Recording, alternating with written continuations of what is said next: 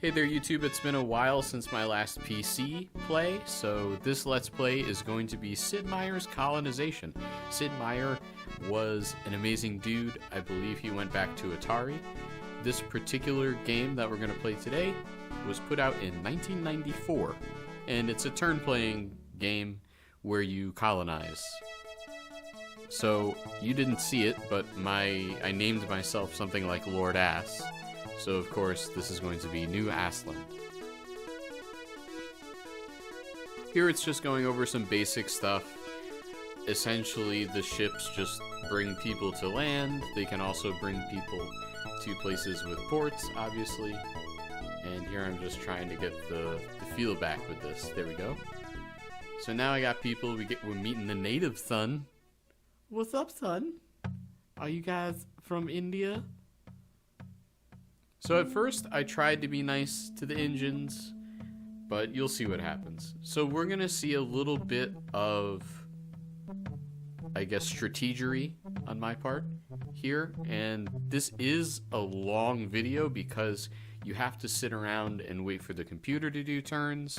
And you're limited because all of your units have X amount of turns. And you can only do a certain amount of things in a certain turn. And yeah, it gets kind of old. Not to mention you have to babysit your colonies.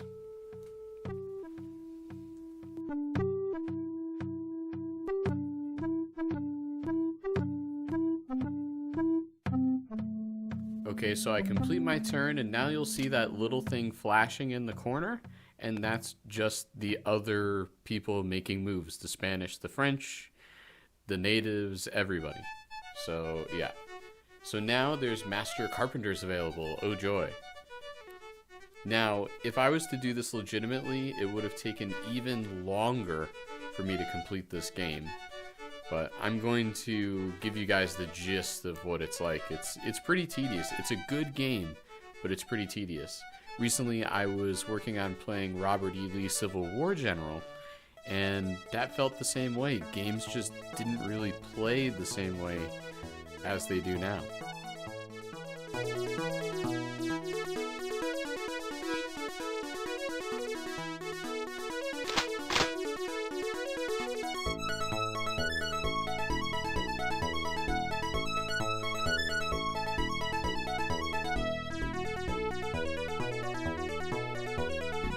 Okay, so obviously it helps you to have cannon and soldiers when you're colonizing, right? And I plan to take over other colonies, especially ones that are French, because I am the English.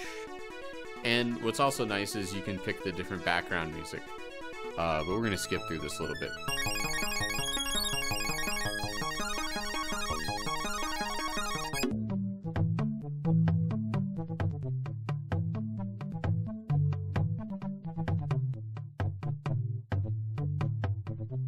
So it's official, we started to build the first colony, and of course, instead of Jamestown, it will be known as Asstown.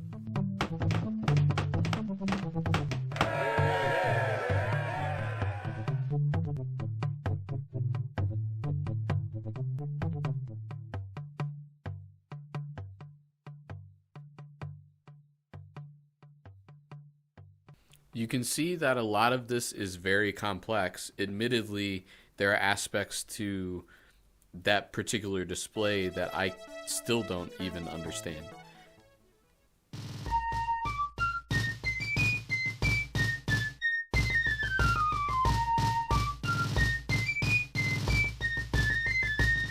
So I already gave up and started putting in the cheat codes, and there you can see I got the cheat menu. So first thing I'm going to do is reveal all of the map and get myself rolling here.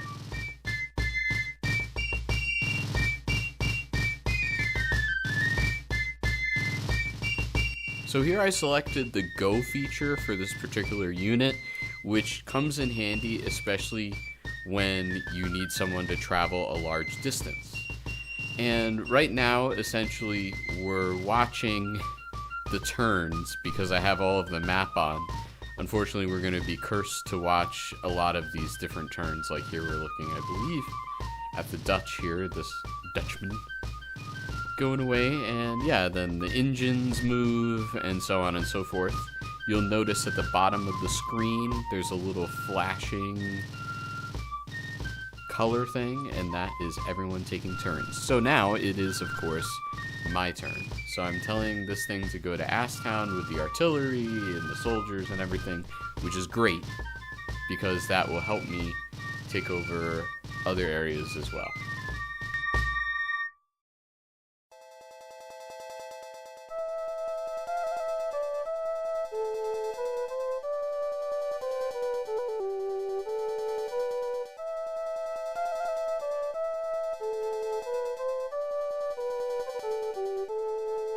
This game is so resource-based, I couldn't imagine playing it without any kind of cheat system. When I played it as a kid, I maybe played it for 20 minutes and did virtually nothing with it other than issue orders and maybe get killed. I can't really remember advancing with this until maybe my early 20s when I discovered DOSBox and started using this stuff. So here I'm using DOSBox, for those wondering, and this is actually from a copy of my of the game that I played from my childhood. So here I'm trying to figure out how the heck to get my different buildings built. You have different choices, and each turn you can complete a building, but of course you need the resources for that building first. Also, we can see up to the right there, apparently there's a lot of corn here, I guess. I think that's essentially a resource map, just showing you, hey, you can get a lot of fur and whatever. So to the left here, we're looking at the joint as a whole. You can see 2 people outside of the colony, and there are 3 people on the bottom left there that are inside the colony. And everybody basically has different roles to play. You can also see above my cursor that I'm currently just adding money to my coffers with the cheat there. Yeah, so bought the warehouse. So imagine having 5 or 6 towns. You have to keep up with all this crap. And typically that's what I do, is I have 5 or 6 towns, and it gets to be overwhelming, especially with the cheats, because it turns out there's a limit to how many units you can have. So yeah, you can fit people with muskets and horses and send them out, or you can have them work for the village. This particular Let's Play, I'm using cheats, so it doesn't matter. If we run out of food, I can just add food. It's not a big deal. So I'm paying less attention to the actual management of Asstown, but there are things that I have to do in it. So now that our cannon has arrived, I can have it fortify there and protect the town, or I can move it around to attack things. Fortification just means it's staying in one place then. And now we have to watch everybody take the turns.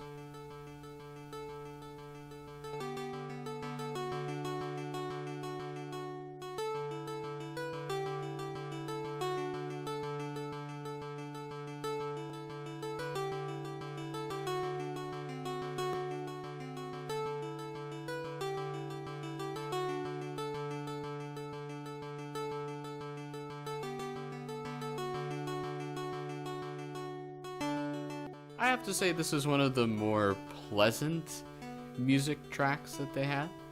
So, man, we gotta watch everybody. Never ends.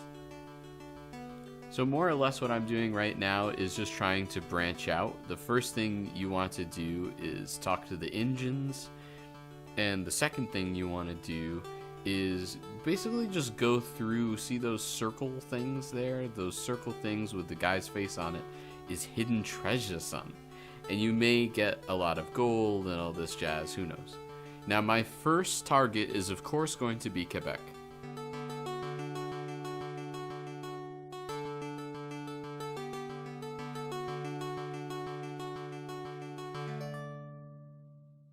I believe that number on the ship's flag represents the amount of units aboard it.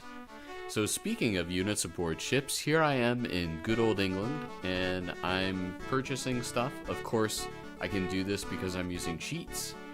And every now and then you can take a look at my gold count, and you'll notice that I am inflating it. There it goes. So the other thing that I'm going to get to supplement my artillery with is, of course, going to be recruits. But yeah, basically right now, for the sake of this playthrough, I was only interested in military presence, and that's pretty much it. You could even use the cheat codes to get the most Liberty Bells, which is, of course, the end game of this, is to have your own colonies and still exist amongst the other European powers. There are essentially political agreements that you make with other European powers and the engines. And yeah, you know, things work out, things don't work out. It's a lot of work. I couldn't imagine playing this game all the way through.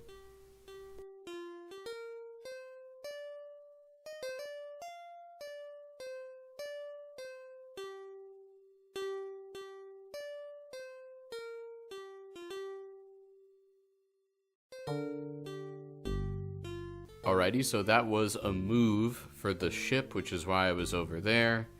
And I think that's the end of this particular turn. Everybody that I have has moved.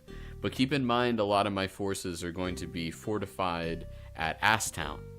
And Asstown is going to be my base in which I spread out from.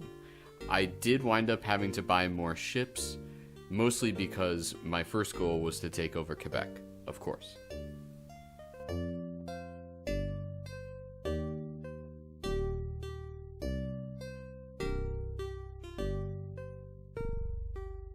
It is at this particular point in the game where I start to contemplate, where the heck is Quebec anyway, and how do I get there?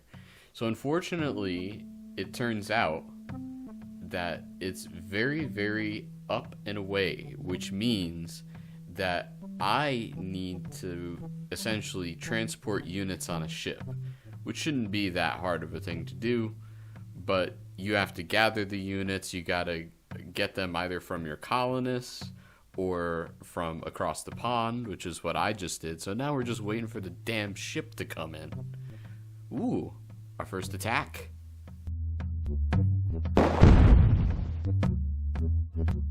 Notice they give you some helpful stats, but the thing is most of the Indian forces are relatively weak, and especially if you have veteran soldiers, they're toast.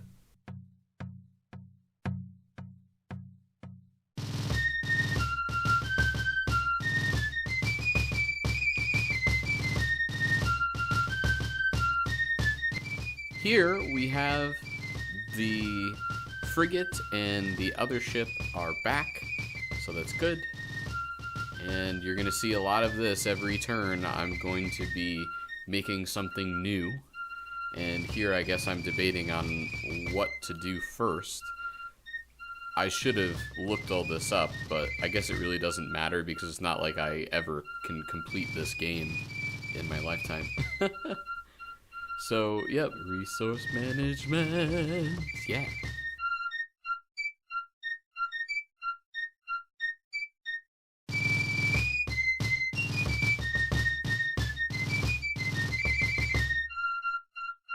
This particular thing was pretty cool at the time. You could click and drag a unit to where you want it to go. Also keep in mind, this is DOS, so you don't necessarily need a mouse to play this game. You could use the numpad to move up and down. It was really versatile back then. And now, of course, we've simplified it down to basically phone screens, right? Just touch screens.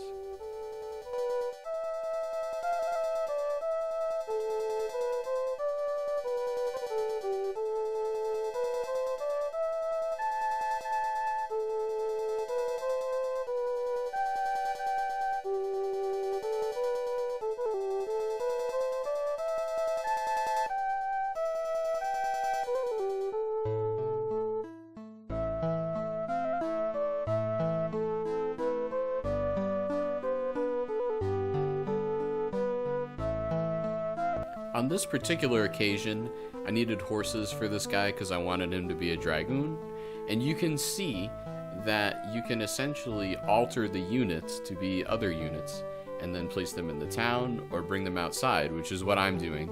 And the idea is I just want more forces out there. I want to branch out more and see what I could see and eventually take over darn Quebec.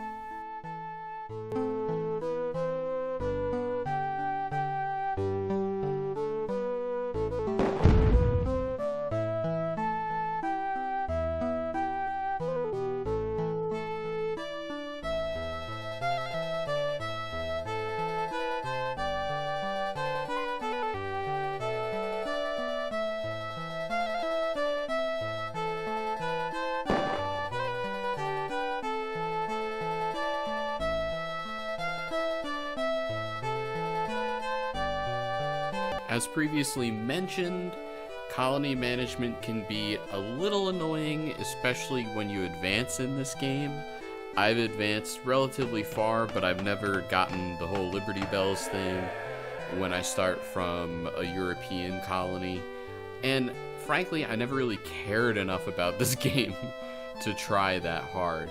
So the management is the biggest downfall, and of course the people popping up, you know, when you have like 10 colonies and you take over other colonies, you constantly get these pop-up messages like, "Ooh, this colony has produced this colony is out of that. Wow, wow, wow, wow, wow." And it gets really old really fast. Here what I'm doing, it seems like I'm just trying to branch out mostly to that treasure up there.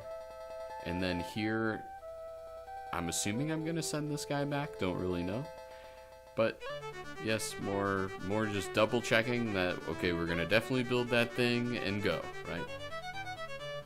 Oy.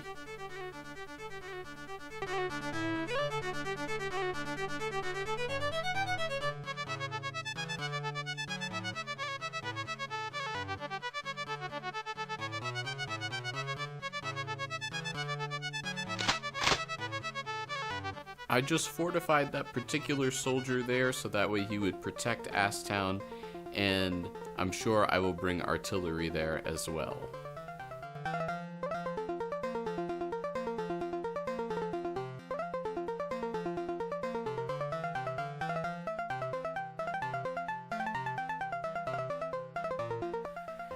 Man, I swear those French are taunting me with this crap.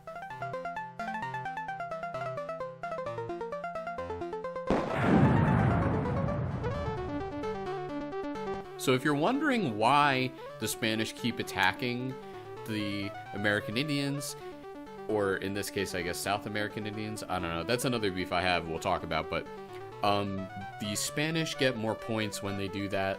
They have more likelihood of getting more gold or something. Yeah, so that's why the Spanish are doing that a lot.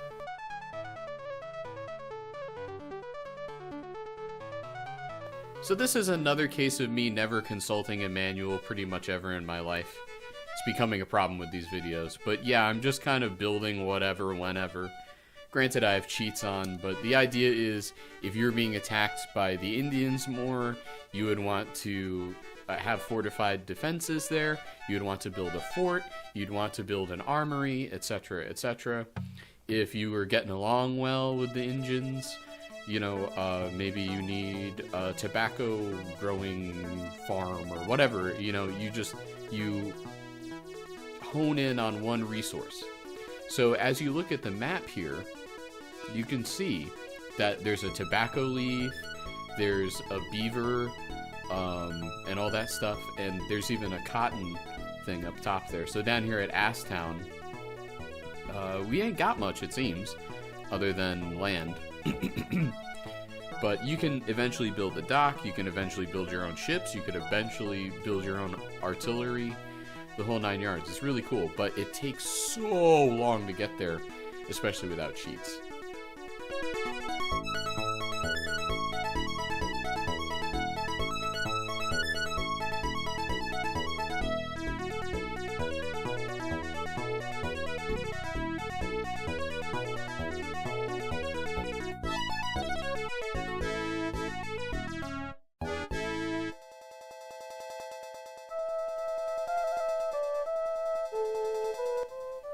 One of these days, Quebec.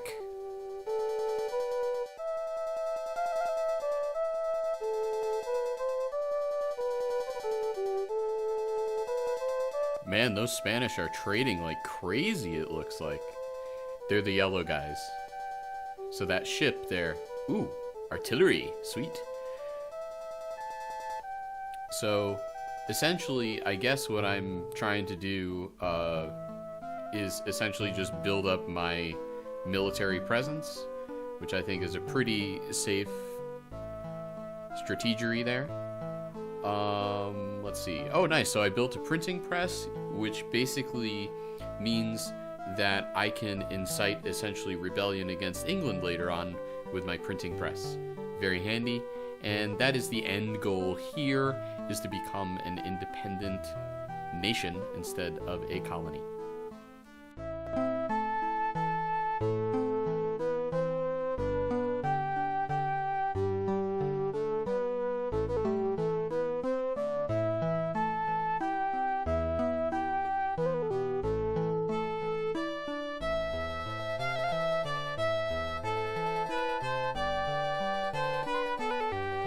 On this particular play, there weren't really very other Europeans near me at the time, and that is kind of atypical of this game. Typically, they're at least on the same island, shall we say. And while we're on the subject, there's Quebec. And while we're on the subject of islands, I wish that this map resembled Canada, the United States, both of them, even just even if it's just South America and Central America, I would be happy. But every time a new map is rendered, you can play with a historical map, but I don't know. It didn't really feel incredibly accurate to me when I played with it. So again, I'm building up my military presence by buying a boatload of artillery. You'll notice that the more that I buy, the more expensive they become, which is my incentive to have a gunsmith and an armory and stuff at my own, or in my own towns, in my own territory, so that way I can produce them for cheap, because the outsourcing to China did not exist back then. So I'm picking the artillery just to make everything fast. I'm not using men a lot other than to poke around or just fight a few small forces, but whenever I approach a town and want to take it over, always cannons win most of the time, especially this early on.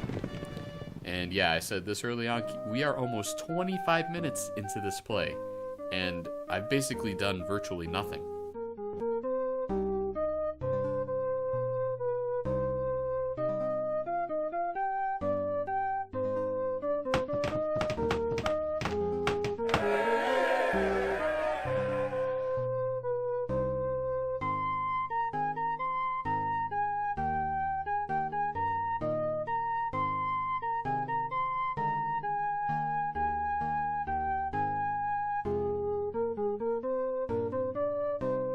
So during this play, I realized Quebec was not up and away, it was down and in.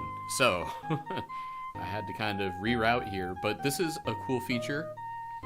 You can just type in a colony and whoosh, there she blows. So see, I went too high up. So now I gotta get the ship that I wanted to go to Quebec all the way back down there. Now he's not carrying anything. Maybe the idea was that he was supposed to explore around there and at least get me to Quebec. I don't know. But, yeah, what I need is a ship full of men and artillery to bring to Quebec and take it over, right? So that is, at least for now, the first plan of this game. So I accidentally almost attacked the Sioux. I tried to be nice this time around. Usually I just beat the crap out of them. But I thought, for appearances, why not be nice to them? And, well, you'll see what happens.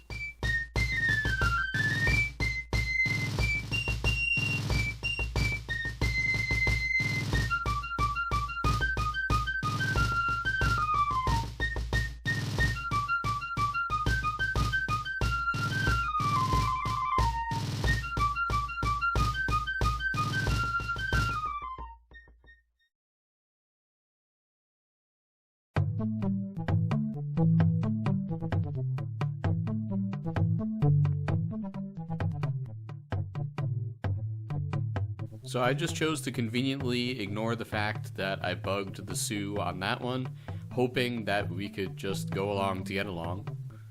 But I was wrong.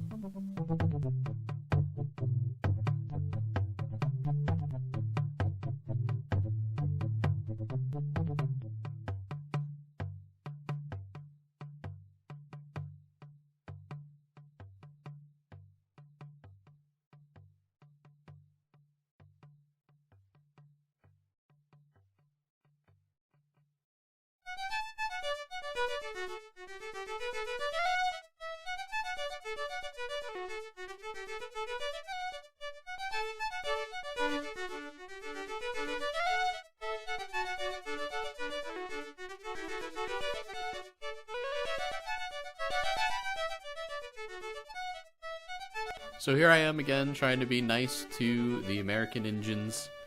And yeah, this particular graphic is not stereotypical at all, by the way. Yeah, 90s. Back when people weren't offended by absolutely everything. Those were some damn good times.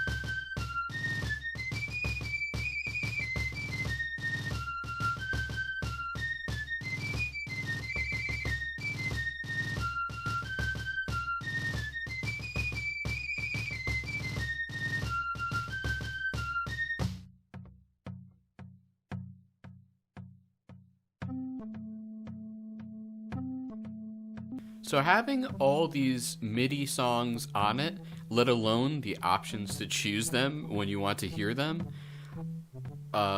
this game was just amazing for that. And that was because CDs had just essentially come out then. If this was done on those floppy disks, then basically it would take up a million disks and you have to be switching them out, which some things, like I had Dungeons and Dragons as a kid, I think there was something like 14 or 15 discs to that thing. And every time I'd turn a corner in a dungeon, I'd have to insert a different disc so I could see that part of the map. It was really bad. But CDs made it so you could have dialogue. So the LucasArts stuff was, by LucasArts stuff, I mean things like Day of the Tentacle, Sam and Max Hit the Road.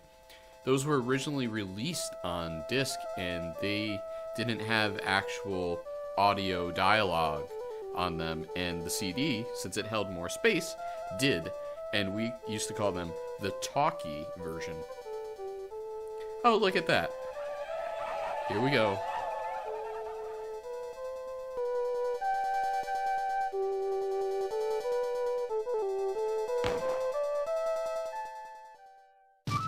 So here we are again.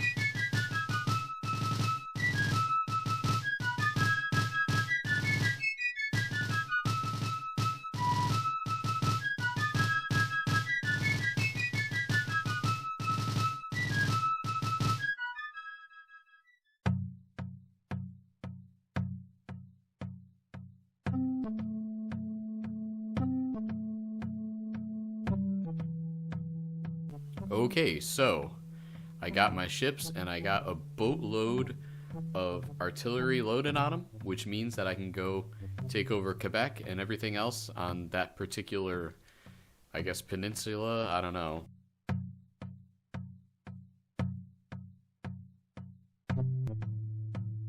So keep in mind, without cheats, you're going to want to guard that treasure at all costs, right? So you would have basically escorts going along with them, which is why they got attacked by the American Indians, which is fine because apparently the treasure itself warded them off, I guess. I don't know. I don't quite understand it, but whatever.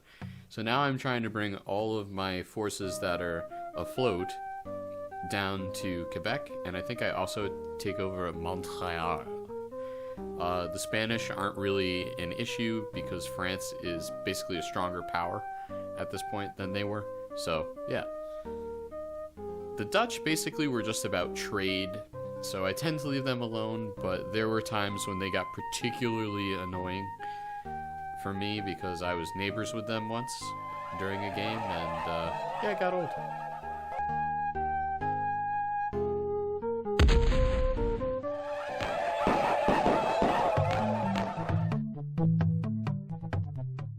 As is true in history, is true in this game.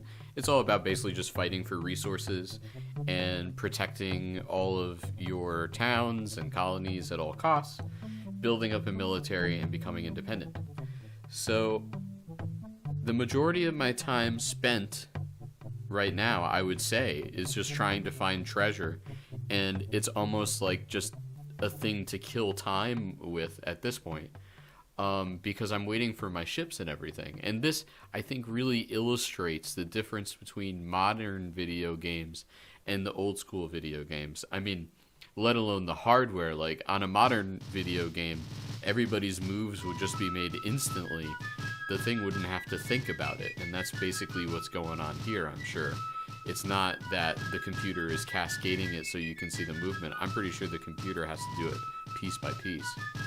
This is very reminiscent of a game called Robert E. Lee Civil War General, and I tried playing that recently again, and it just felt tedious.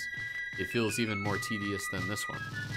And this particular play lasts about an hour, and you'll see that I get pretty much nowhere other than just starting out bases and taking over other European areas.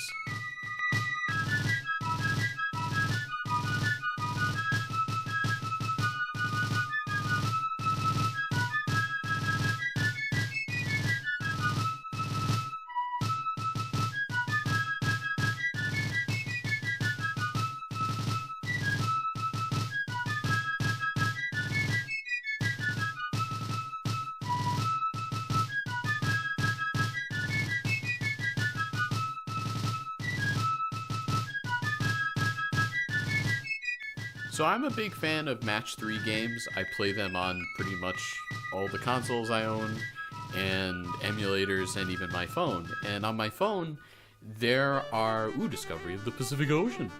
On my phone, there's many Match 3 games that entail other things, like characters that attack other characters and stuff like that. And when you look at games like that versus this game, and even in games like that, you may have to have a town hall. You may have to have certain things to level up your characters so that way when you play the Match 3 game, you're more likely to win. Your characters have more hit points, right? There's Quebec. So you can see that the format is completely different. Completely different. And this was, I guess we just had more time in the 90s? I don't know. But, I mean, if this was a modern video game, 35 minutes in, I mean, if I'm playing, like, I don't know, Super Mario 3D or something, I'd be, like, halfway through that game by now.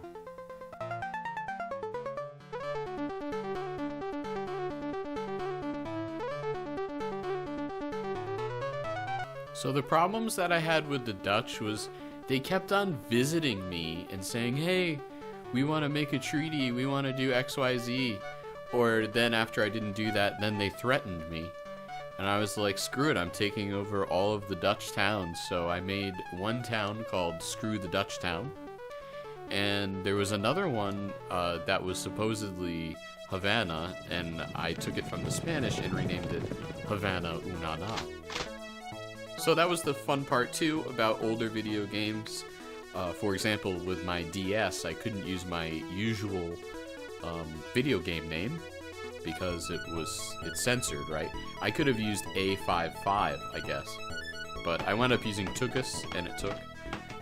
So yeah, it kind of sucks that everything has to be censored now, because that was part of video game, what's the word I'm looking for? I guess culture, was using expletives or, you know, saying stupid things on your video game records.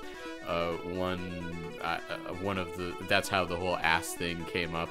We had others too, I can't remember, but yeah, it's a time-honored tradition, folks.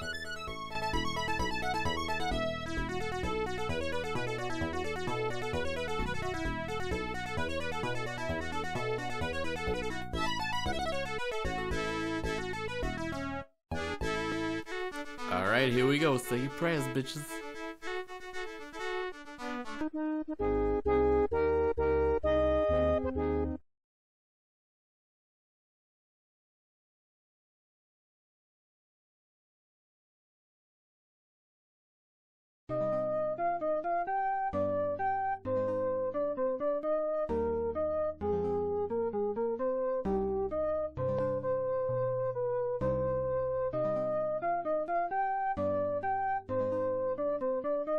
Do I agree to a partition? Fuck out of here. Yeah, you and what army? Because, you know, I brought a pretty big army, son.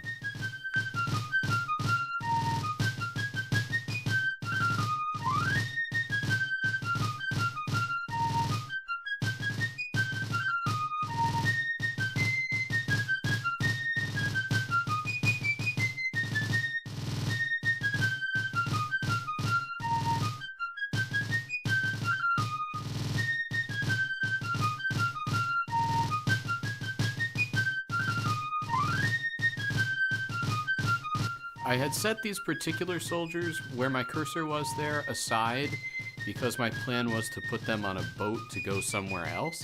And I think I do that, I just don't know where that somewhere else is.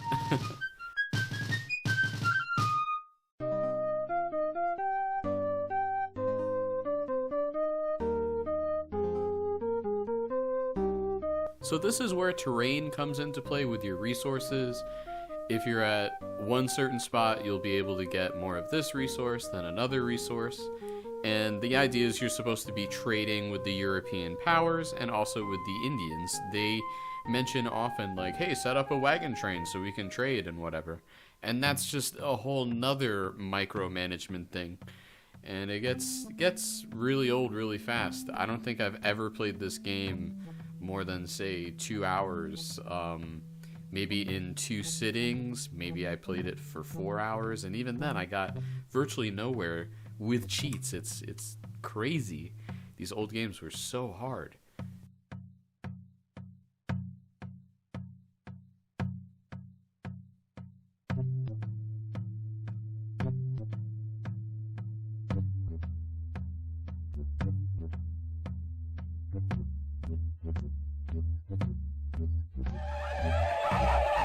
So you can see my upgrades paid off.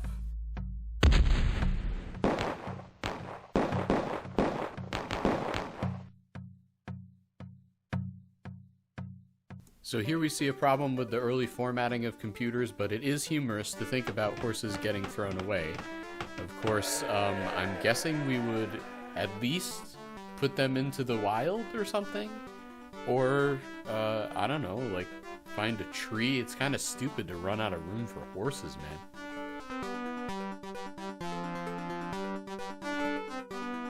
By the way, it's been about 4 minutes since we first got to Quebec, and now I gotta bring motherfuckers there, son.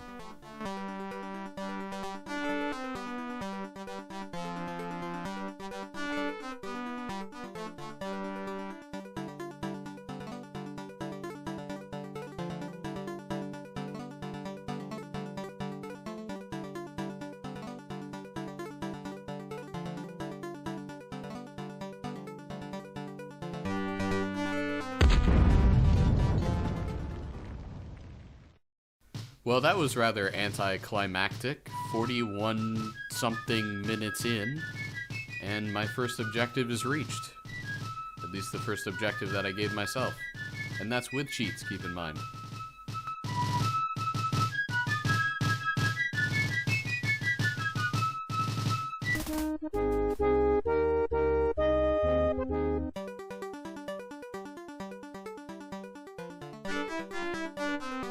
I feel like we've been through this before. Don't know why we have to do this again.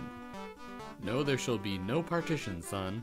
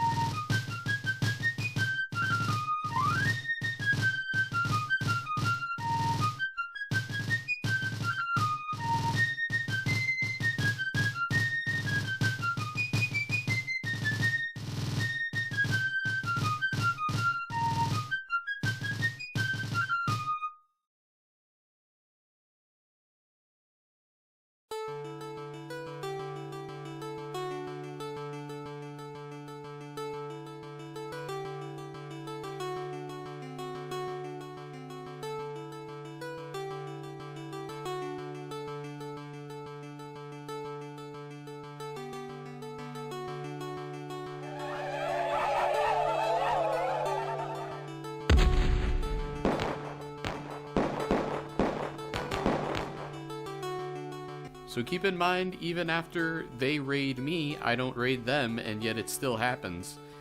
Getting a little old, son.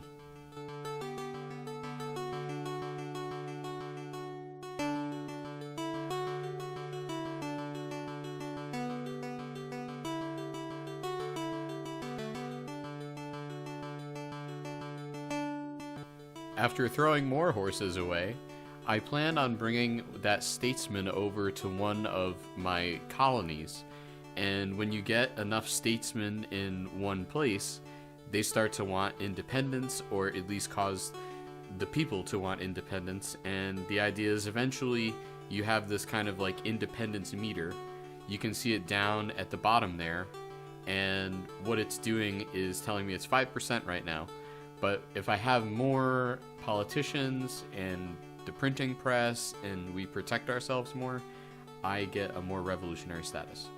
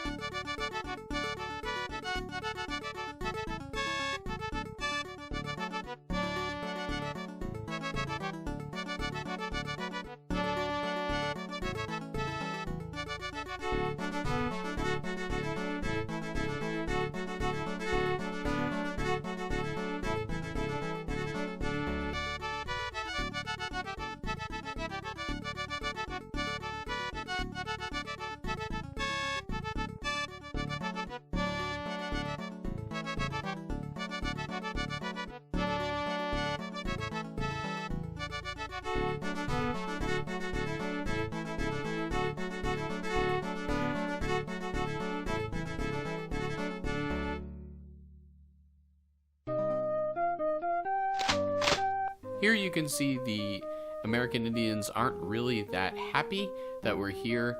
The more of those green exclamation points there, the more worried they are, and the more likely they are to attack you.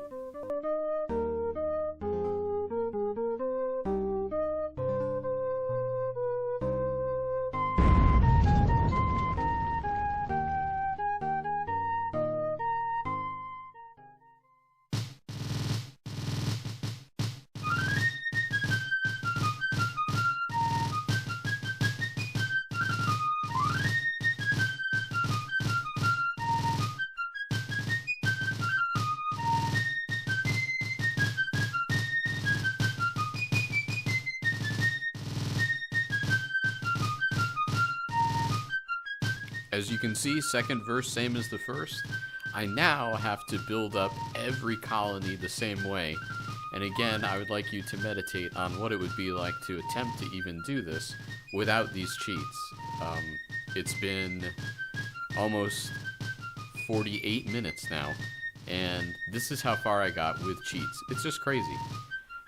I guess people would have played this game over a very long time, which is cool and all, but I don't know, it just, I guess it's just too open-ended for me. Here, again, the goal is to get all the Liberty Bells so that way you can declare independence. Here we go. Our first founding father, speaking of, has now come, and when a colony with no standing soldiers is attacked, colonists will automatically take up arms, blah, blah, blah.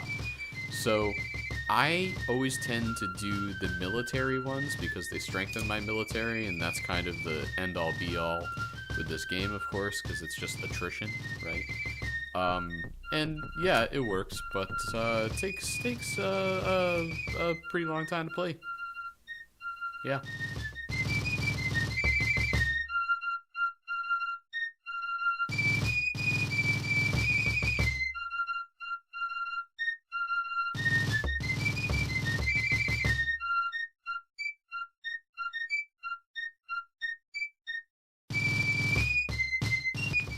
Since each unit is limited to X amount of moves, you really have to plan ahead, and I would imagine that back in the day, especially for kids, or at least younger adults, this meant that you would take notes.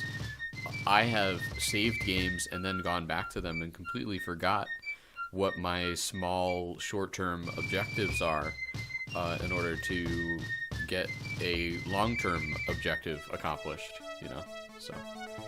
Yeah, just crazy game all around. It was great when it came out. The graphics were amazing, to be honest. Now it just looks more or less like an improved Game Boy. But they could have done better, I think, in just simplifying this. It's way too complicated. There's too much micromanagement, and there's just very little reward, even when you use cheats.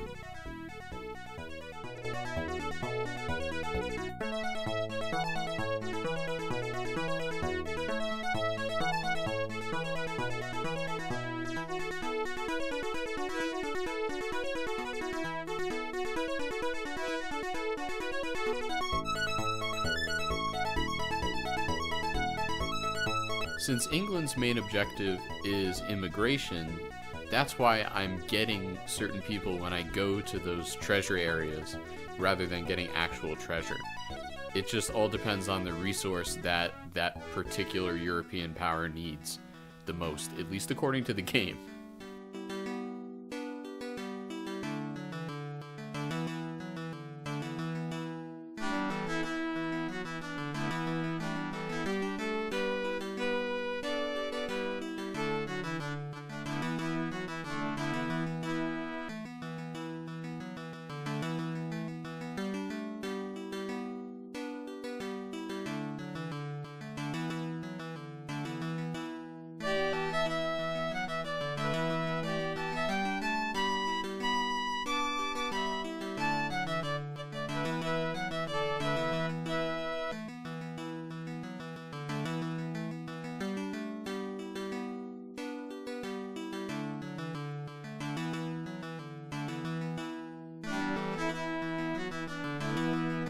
Also, now that the treasure has gotten there, I'm essentially, it looks like anyway, I'm thinking about bringing that treasure back to England.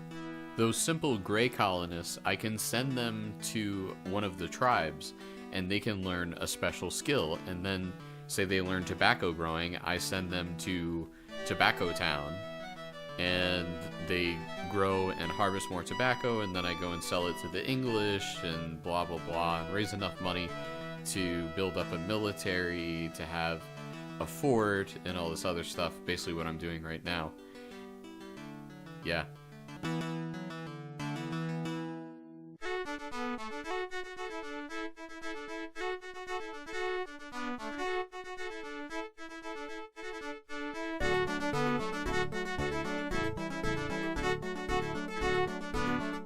Admittedly, at this point, this military thing is turning into overkill. I should have been concentrating on getting politicians And basically, I mean, I didn't need to build an economy because I had all this cheat money anyway. So, yeah, this is a little over the top, but I guess the idea is just fill ships with people, with soldiers, dragoons in this case, and bring them to a place that I hadn't been, and so on and so forth, and just take over everybody, you know.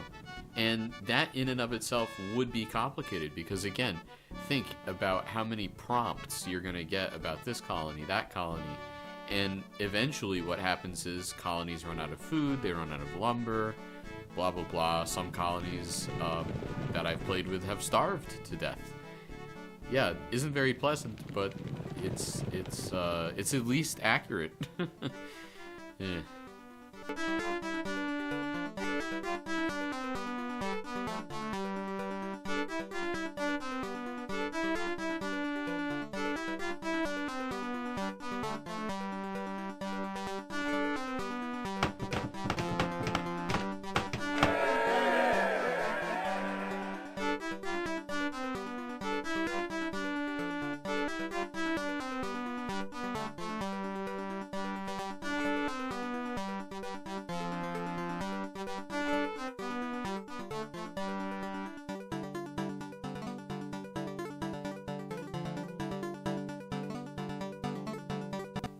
Here too, at this point, because I have really zero enemies around me, or at least no one who's a real threat, I don't need to be worried about military stuff here at Asstown.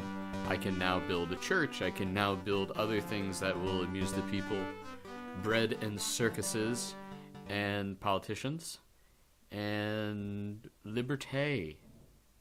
Liberté, son. By my calculations, that unit hasn't moved in about 30 minutes.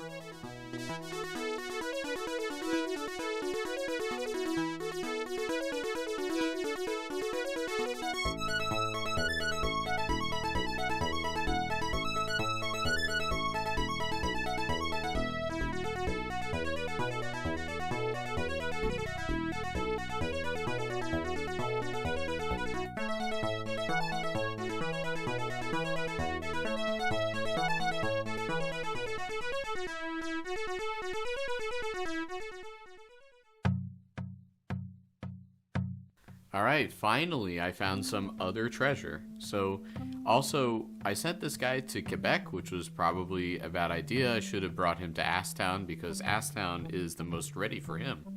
But anyway, you can see he generates Liberty Bells, and hopefully, eventually, when I added more stuff to said colony, he will garner more statesmen and thus independence. And since Asstown is essentially the hub, it's now imperative that I start moving my forces out of it. It has an artillery, it has a fort, it's all set on its own. I don't really need that many soldiers there, nor do I need artillery there.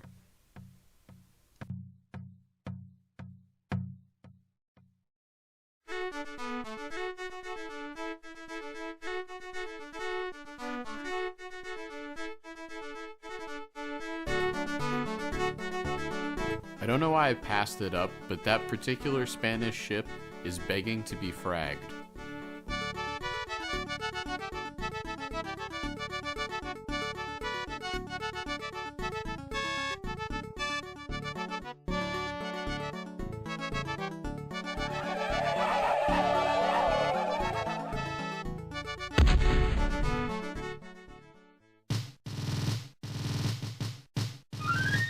Your military forces also gather strength over time, and you can have essentially citizen soldiers become veteran soldiers. It's really cool. So here's more micromanagement, where somebody needs more of a warehouse because we had to throw away some furs that we had. Oi.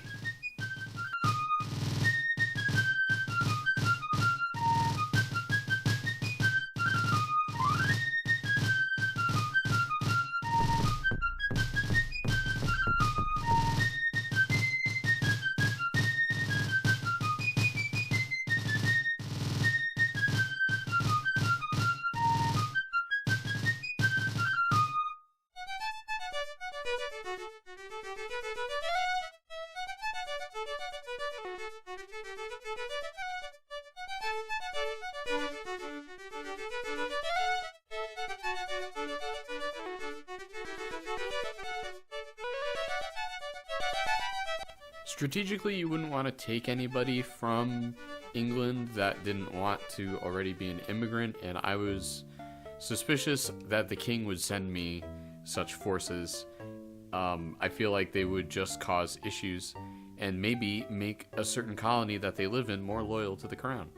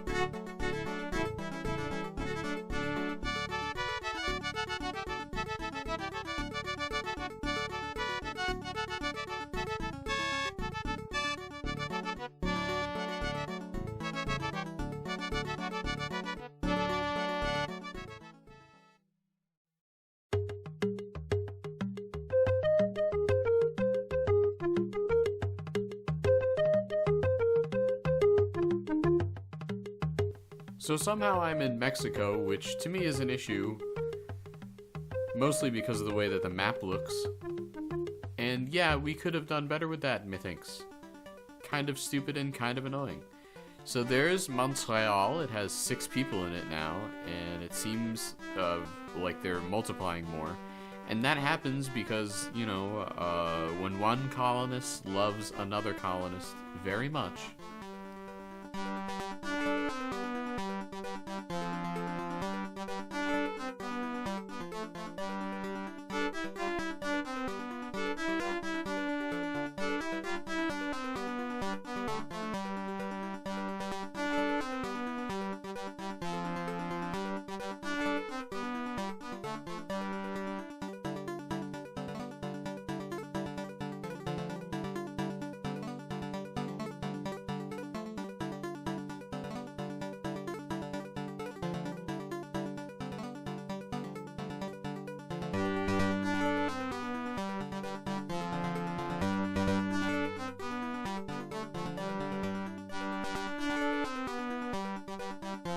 So this format was always confusing to me. We finally gotten to the point where I need to have stuff get loaded onto a ship.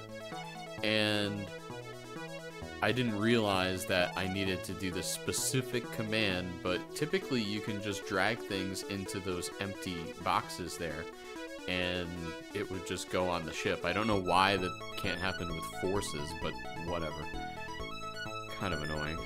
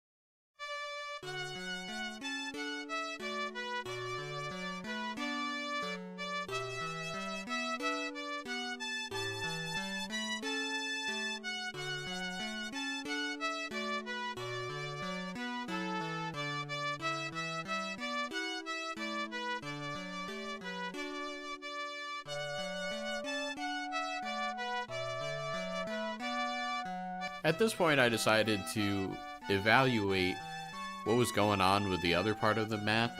I had effectively defeated the French interests there anyway.